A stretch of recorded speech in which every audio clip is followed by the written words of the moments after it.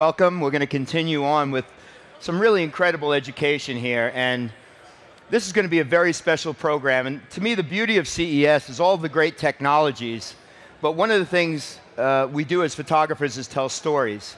And our next presenter, Brian Skerry, who is a Nikon ambassador, has been shooting for National Geographic for many, many years, and his conservation efforts with underwater are spectacular.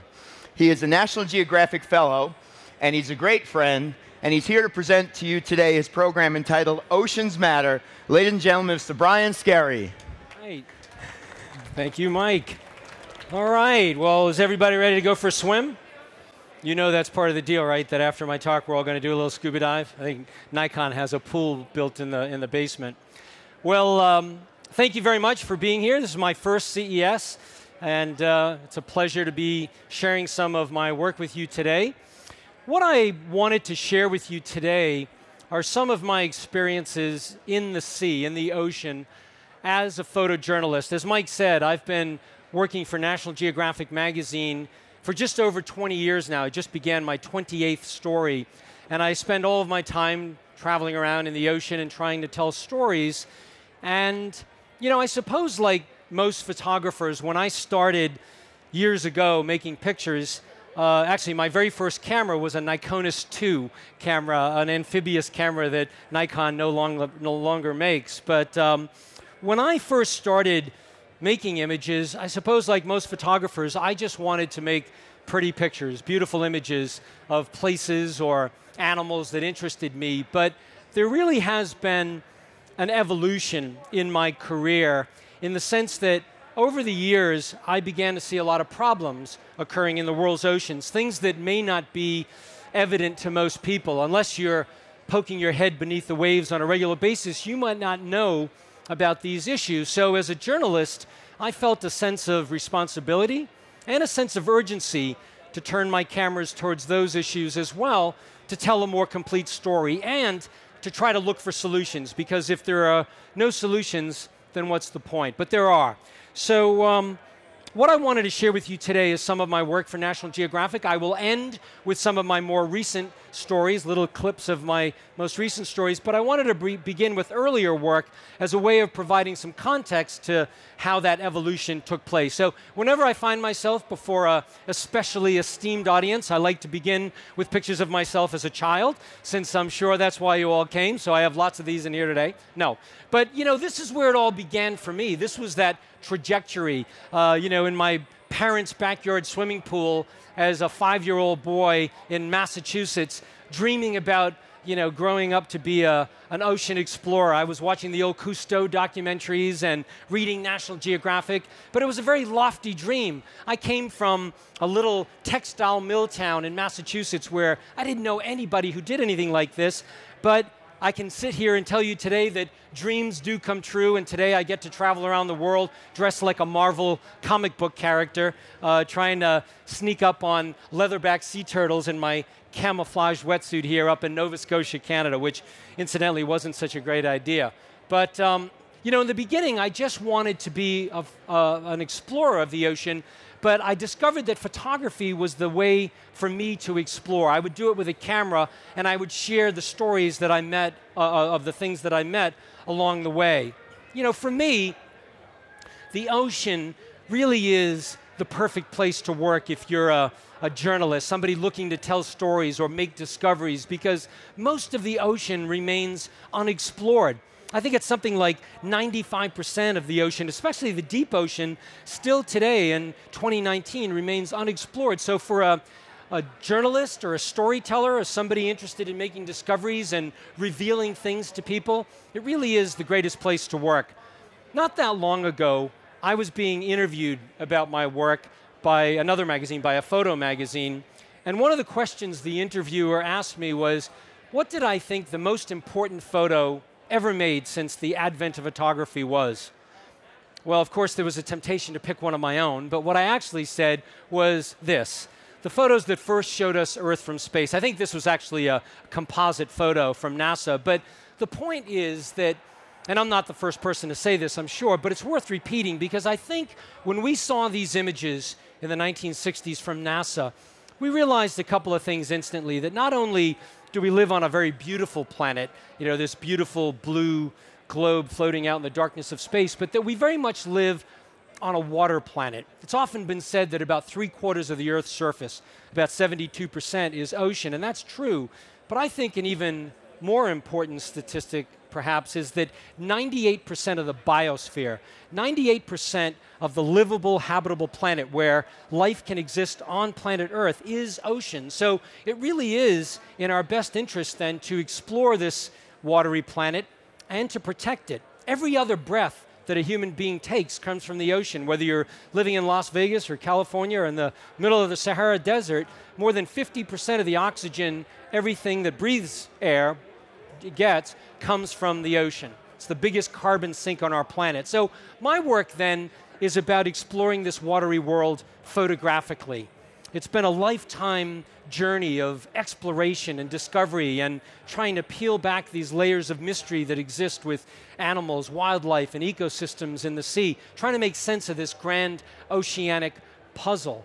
You know, I've come to see my most important role is that of an artistic interpreter of all that I see, and as a storyteller. I need to understand the science, that's very important, but what I'm trying to capture is the poetry that exists in nature and particularly in the sea. I've also learned that, as we all know, that human beings are especially visual creatures, that we respond emotionally, viscerally to powerful images. A single photograph we might remember for the rest of our life, and it can be a very powerful tool to get people to care. So in the multiple decades that I've been doing this work, I constantly search for those special moments underwater in the ocean that I can photograph that might compel people to want to know more. It could be a simple thing like a tiny yellow fish, like this little yellow goby living inside an abandoned soda can, an old Coke can that I found on the bottom of Suruga Bay in Japan. I remember swimming down to a depth of about 100 feet, and I was swimming by some debris, and I saw this little flash of color. So I got down on my belly and sort of inched closer on my elbows, and with my 60mm macro lens was able to make a picture of this little guy who drifted in the middle of his mobile home doorway here to let me take a picture. Or it could be a giant animal, like this photo that I made of my assistant standing on the bottom of the ocean next to a 45-foot, 70-ton southern right whale. This was a story I was doing for National Geographic about the most endangered whales on the planet, the North Atlantic right whales, and to draw sort of a comparison to that beleaguered North Atlantic population, I went to a place where a new population of southern right whales had just been discovered. These whales had never seen humans before and were extremely curious about me and spent hours with us on the bottom. I think it's important to recognize that as an underwater photographer, I don't have the luxury that many of my terrestrial counterparts have in wildlife photography. I can't sit in a camouflage blind for several weeks at a time and use a 600mm lens. I can only stay underwater as long as the air supply on my back will last, and I have to get usually within a meter or two of my subject. So it's really a testament to the animals that do allow me into their world. You know, in the 20 years that I've been working for the Geographic doing these stories, I typically travel somewhere between 9 and 10 months a year around the world, and whenever I come back home between assignments, I'm sort of a little bit burned out. I just want to lay on the couch and, you know, watch Seinfeld reruns or something. But usually after a few days, or certainly by the end of a week, I'm sort of chomping at the bit to get back out there, because I've learned that if I spend time underwater or even on the ocean, I will see extraordinary things. But in the years that I've been doing this, as I mentioned in my opening remarks, I've also begun to see some pretty horrible things as well. And as a journalist, I want to tell those stories. As any sort of photographer, I think we become, you know, very attached to our subjects, the things that we photograph. And I care about the ocean, and I want people to know about the celebratory things, but also the problems if we're ever going to fix them. So one of the first big stories that I did for National Geographic, where I recognized the ability to include environmental issues within the broader context of a natural history story, was a story I did on harp seals. Now, harp seals are true Arctic animals. They spend most of their life in the high Arctic, but for a few weeks each year, in February and March, they migrate down to a part of Canada known as the Gulf of St. Lawrence near Newfoundland. And during those weeks, they engage in courtship, in mating, and in having their babies, their pups, if the females became pregnant the year before. So the story that I thought I wanted to do was to photograph this sort of snapshot of the life cycle of these animals during that period of time. I wanted to do it above the ice and below the ice as an underwater photographer and bring people into that world. But as I got involved in the story, I realized there were some big environmental issues that I couldn't ignore if I was going to do this story right. And the biggest one, in my estimation, is the decline of sea ice that's occurring in that region due to climate change. Now, this is a photo that I made from a helicopter looking at Harp Seal territory up there in the Gulf of St. Lawrence. And even though we see a lot of ice in this photograph, we see a lot of water as well. And the ice that is there is quite thin. And the problem is that those pups, those baby seals, need a stable platform to nurse from their moms. They only need 2 weeks. It's the second fastest weaning in the animal kingdom. But if they don't get a stable platform, they can fall into the ocean before they're ready and they can die. Now, if you made this same photo, now I made this photo about a decade ago, but if you made that photo 30 or 40 years ago, it would have been thick ice, 25-foot thick ice as far as the eye can see, but it's been getting thinner and thinner, and some years there's no ice at all. And what's happening is these pups are falling into the ocean before they're ready. So this was a photo that had never been made before. It was a pup that was only about 5 or 6 days old, still had a piece of the umbilical cord on its belly, the red part, and it's fallen through that very slushy ice, and the mother is frantically pushing it back up to breathe and to get to stable purchase. Now, in the time that I did this story, I saw a number of pups that made it, like this little guy, and I saw some that didn't make it. But in the years since, in the more than a decade since I did that story, the ice has been less and less. In some years, there's been no ice at all. And on those years, scientists have told me that the pup mortality rate, the number of pups that die each year, has increased to 100%. So there's no future age class going forward for that species on that year. So in terms of the future for this animal, we don't know. Will they adapt to a warmer climate, or will they go extinct? But that was the story that I wanted to share with people. It became a cover story in 2004 at the Geographic, and it received quite a bit of attention. And with that, I began to see the possibility to do other stories about the environment. So sort of on the heels of my Harp Seal story, I proposed a story about something called the global fisheries crisis.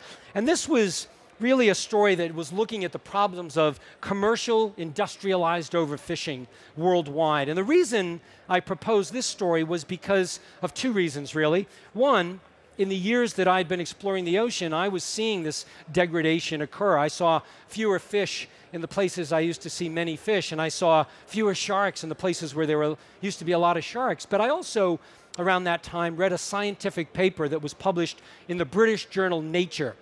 And it stated that 90% of the big fish in the ocean have vanished in the last 60 years due to overfishing. And we're talking mostly about the billfish, the sharks, and the tuna. And when I read that story, I was blown away. I thought it would be headline news in every media outlet, but it really didn't get much play. So I proposed it to National Geographic, where it once again became a cover story, this time in 2007. And I spent about 2 years in the field trying to get my head around many of these issues. And in the essence of time, I won't share all of those with you. But one of the things that I thought I wanted to do with this story was to not approach it like a pretty underwater picture story. I wanted to be more like a war photographer, a conflict photographer. I wanted to make pictures that showed readers what was happening to wildlife, marine wildlife around the planet, because in many cases, when we're eating seafood, we are eating wildlife, and it's not like other things that we consume. So I wanted to show people that. I also wanted to do what I call putting a face on seafood. I wanted to help folks have some appreciation for the animals that we're eating when we're eating seafood. You know, I think we go to a restaurant and somebody orders steak, and we all know where steak comes from, and somebody orders a chicken, and we know what a chicken is. But when you're eating bluefin tuna sushi, I wondered how many people have any appreciation for the magnificent animal they're consuming. This is a school of bluefin that I photographed in the Mediterranean off of Spain. But this is an animal that's been called the lions and tigers of the sea. But in reality, they have no terrestrial counterpart. These are animals that continue to grow their entire life. If we weren't so efficient at catching them, there'd be 30-year-old bluefin out there that weigh a ton. But they don't get anywhere near that big these days because we're way too good at catching them. These are animals that fish that can generate heat in their body. They're effectively a warm-blooded fish. And because of that, they can swim practically from the equator to the poles in search of their prey. That's what I wanted people to know. They can crisscross the entire ocean in the course of the year. There's no land predator that does anything like that, but they do. They used to be revered by early man who painted pictures on their cave walls, and early philosophers like Plato mused about their wanderings, their migrations. But today they're on the verge of collapse, on the verge of extinction because of this lust for sushi. This is a photo that I made at the Tsukiji Fish Market in Tokyo, where every single morning the tuna bodies are lined up like cordwood and auctioned off to the highest bidder. Single tuna have sold for in excess of $1 million US in this auction. With a bounty like that on their head, you have to ask yourself if we'll catch the very last one. So that's what I wanted people to understand. And I also spent time on this story working in the shark fishing world, because back then when the story was published a decade ago, and today still, every single year we are killing more than 100 million sharks on planet Earth. Think about that number for a minute. Let it sink in. 100 million sharks. We can't kill 100 million apex predators and expect any ecosystem to be healthy, because it won't. But before I went out to photograph that component of the story, I sort of wrestled with the notion of how do I make a picture of a dead shark that will resonate with readers. You know, I think there's still this belief that sharks are villains or bad, or the only good shark is a dead shark. So I made a number of images that were technically fine and could have worked for the story, but it was this one morning when I jumped in Mexico's Sea of Cortez and I swam along this gill net, and I saw this thresher shark that had just recently died. And a thresher shark is a pelagic animal. It lives out in the open ocean and has these big pectoral fins. And as I framed it up in my camera's viewfinder, it struck me as a crucifixion. And I thought that maybe that would give some empathy to that statistic. It became the lead picture in that cover story, and it's gone on to have a life beyond that, being used by a number of conservation organizations to stop shark finning.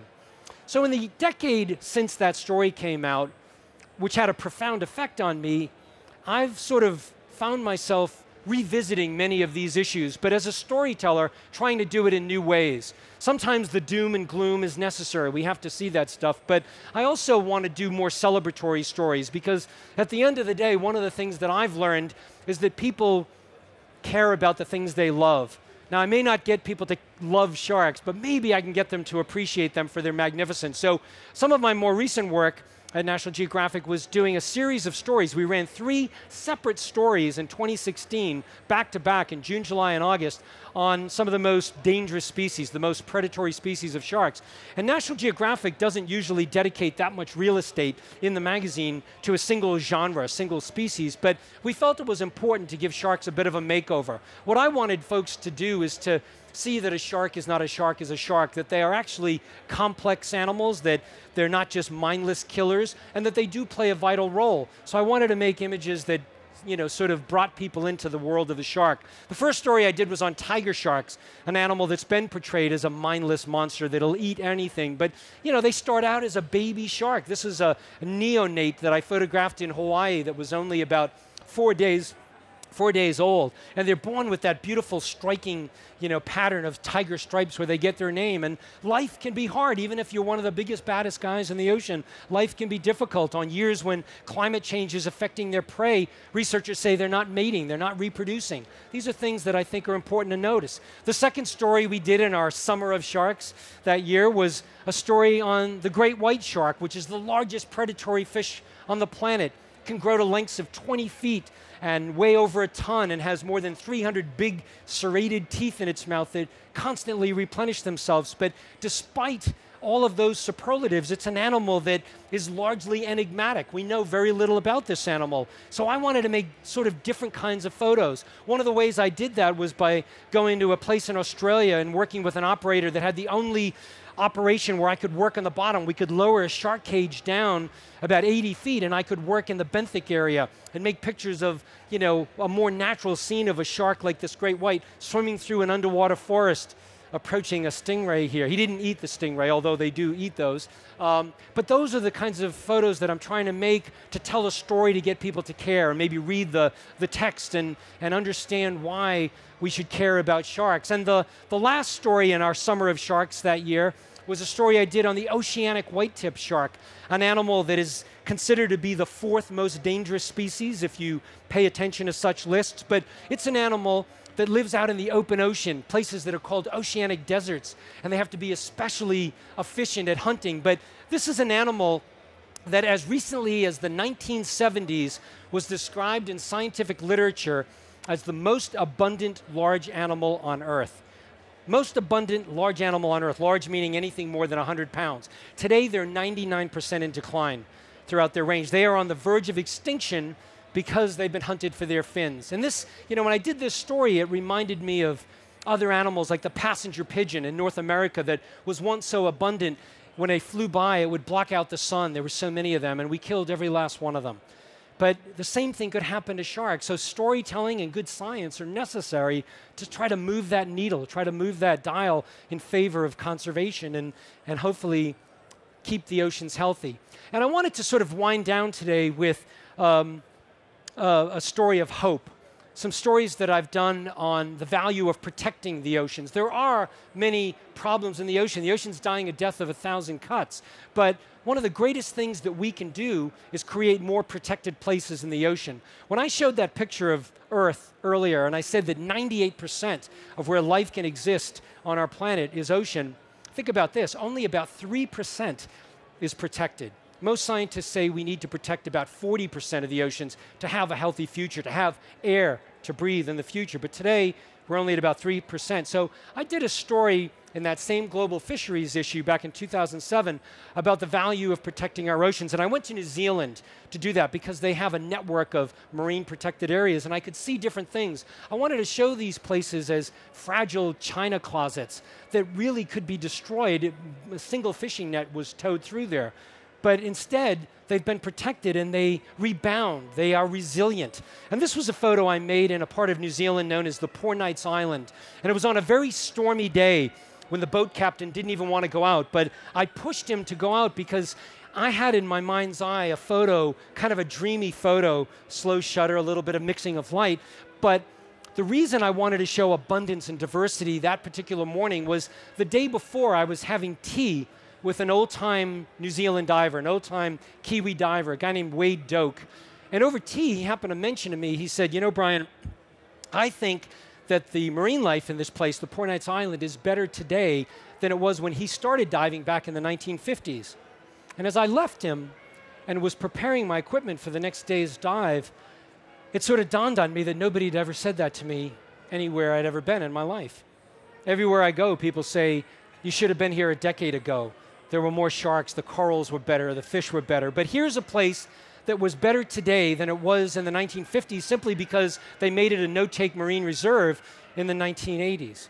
So I think the message is clear that nature is resilient and tolerant to a point, but we must see and we must take action. And that leads me to my final story that I wanted to share with you today. And that was a cover story in February of 2017, almost 2 years ago. And it was called Saving Our Oceans. And I proposed this story at the beginning of 2016 because 2016 was the centennial anniversary of the National Park Service in the United States. And I wanted to use that anniversary as an opportunity to look towards protecting America's oceans. Because we've done a pretty good job on land, but not so much underwater. And the very first national park that was protected in the US was Yellowstone.